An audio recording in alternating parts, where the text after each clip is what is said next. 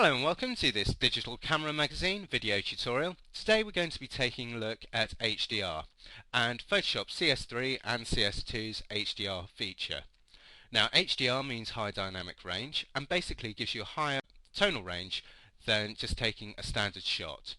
Now normally in photography we use either 8-bit or 16-bit depending on what type of computer and printer you're using, but with HDR we're actually using a 32-bit image, so it's got twice the amount of information in it than a standard photograph would normally.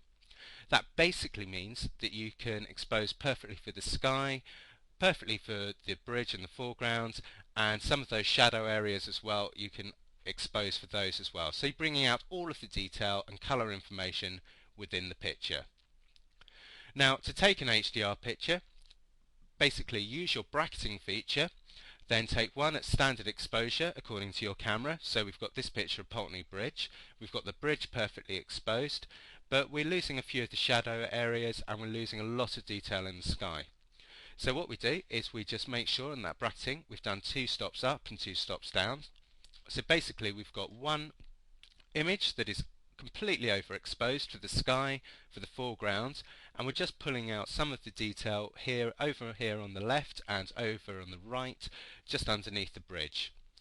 We also have a underexposed image which is perfectly exposing the sky and also pulling out quite a lot of the detail actually in the weir and for the water.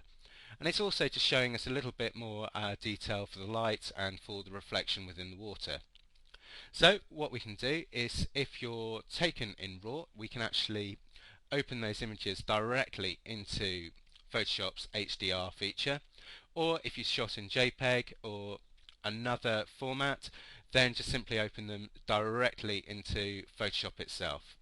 So once we've got those 3 images and we know the 3 bracketed images we're going to use within Photoshop, we can then proceed on to using Photoshop's HDR. Now I'm just going to cancel this and just show you what the final result should look like. And with those 3 images combined using the Automate HDR, and we've just applied an extra curves and a hue saturation layer with a layer mask just to really bring out the details of that picture. So that's the result we're aiming for in the end. So in the next part I'll show you how to open up your RAW or your JPEG images within the HDR feature within Photoshop.